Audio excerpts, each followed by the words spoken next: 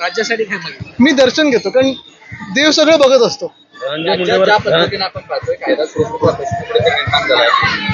सरकारमधील मंत्री धनंजय मुंडे यांच्याच विरोधात मंत्री आंदोलन झाले, तर सगळ्याकडे कसं बघताय मंत्रिमंडळातील? नाही, एक दिसतंय सगळीकडे की गेले 5-7 दिवस सरकार सुट्टीवर आहे असं वाटायला लागलेलं आहे. कारण कायदा सुव्यवस्थेचा प्रश्न आहेच. आपण पाहताय जी उत्तरं परभणीबद्दल, बीडबद्दल दिली होती, कुठेही त्याच्यावर काही कारवाई पुढे झालेली नाहीये. जे आम्हाला सांगितलं होतं की टाइम बाउंड कारवाई होईल, तसं काही झालेलं नाहीये. आणि एक आपण पाहताय साधारणपणे मुंबईत देखील पर्यावरणचा जो ऱ्हास झालेला आहे, आपण पाहताय धूळ आहे हवेत, स्मॉग आहे, फॉग आहे, कोणाच काही माहिती नाहीये आणि ह्याच्यावर उत्तर कुठूनही येत नाहीये. तसंच पाण्याचा प्रश्न सगळीकडेच उद्भवलेला आहे. अनेक हाऊसिंग सोसायटीज असतील, चाळी असतील, तिथे पाणी अजून पोहोचत नाहीये, जो प्रेशर असायला पाहिजे ते नाहीये, पण उत्तर द्यायला कोणीच नाही. गेल्या 20 दिवसापासून बीडमधला प्रश्न सुरू आहे. 20 दिवसांपासून बीडमधलं वातावरण पेटलेलं आहे. अद्यापही जो मुख्य आरोपी आहे, ज्याच्यावर सातत्यानं आरोप होत आहेत, टीका होती, तो वाल्मिककर अद्यापही फरार आहे. हे कशासाठी आणि हे कोणासाठी सगळं चाललंय हा देखील एक प्रश्न येतो ना. कोणाला सरकार वाचवतं आणि कशाला सरकार वाचवतंय? काय नक्की सरकारची अडचण होणार आहे जर वाचवलं नाही याच्यात? मुख्यमंत्र्यांनी या सगळ्या संदर्भात निवेदन केलं. 8-10 दिवस त्यालाही ओळखले, मात्र 8-10 दिवस का 2 आठवडे झालेत आता, पण अद्याप कुठेही काही कारवाई दिसत नाही. बीड पूर्ण जिल्हा आपण पाहतोय संतप्त झालेला आहे, अस्थिर आहे आणि एक मनामध्ये शंका आहेच की नक्की हे सरकार कोणाचं आहे. कल्याणमध्ये जर बघितलं तर लहान मुलीवर अत्याचार झालेला आहे, त्याच्याबद्दल काय सांगाल? आता हेच तर मी सांगतो ना, सरकार सुट्टीवर गेलंय का?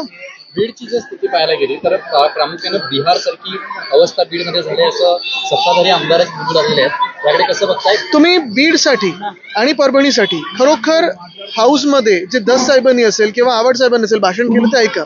त्याच्यावर मुख्यमंत्र्यांनी जे उत्तर दिलं ते ऐका.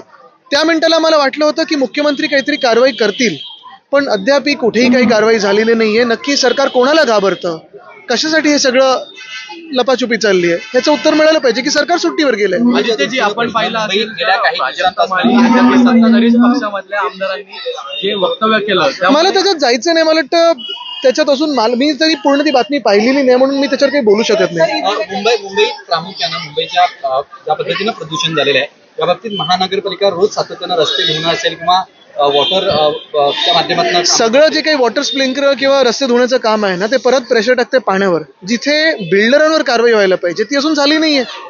आणि हेच जे मी मागचे जे मिंदे सरकार होतं, जे बिल्डर कॉन्ट्रॅक्टरचं होतं, तसंच हे भाजपचं सरकार आहे का की काहीतरी वेगळं आहे, हे भाजपने दाखवणं आम्हाला गरजेचं आहे. एक प्रश्न आदित्यजी, 8% पाणी वाढीवरती जे दर आहेत ते वाढणार आहेत, त्यामुळे अशा एसटीचे दर वाढणार आहेत, पाण्याचे दर वाढणार आहेत, बीएसटीचे दरवाढीसाठी प्रस्ताव गेलेला मला वाटतं. त्याच बाजूने आपण पाहतोय जीएसटीचा जो काही मार आहे तो चालूच आहे. पॉपकॉर्नवर तर जीएसटी किती लागलं? 18%. कॅरमलाइज असेल तर किती लागतं?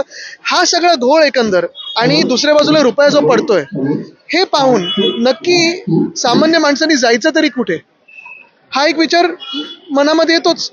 पण हे सगळं होत असताना आपण पाहताय की आज देखील या देशामध्ये भाजप ह्या विषयावर चर्चाच करायला तयार नाहीये. दिल्लीमध्ये असेल, बिहारमध्ये असेल, कुठे तर निवडणुका येतील, आता तिथे परत भलतं काहीतरी काढतील. रोहिंग्या आलेत आणि बांगलादेशी आलेत, पण मूळ मुद्दा जो आहे की जे सामान्य नागरिक, महागाईनी आपण पाहतोय, बेरोजगारी आहे, महागाई आहे, त्याच्याकडे दबलेला आहे, त्याच्याबद्दल कोण काय बोलतंय? त्यालाच धरून जे लाडक्या बहिणीला 1500 रुपये दिले होते, तर या टॅक्सेसच्या माध्यमातून वसूल केले जात आहेत. आणि 2100 कधी होणार?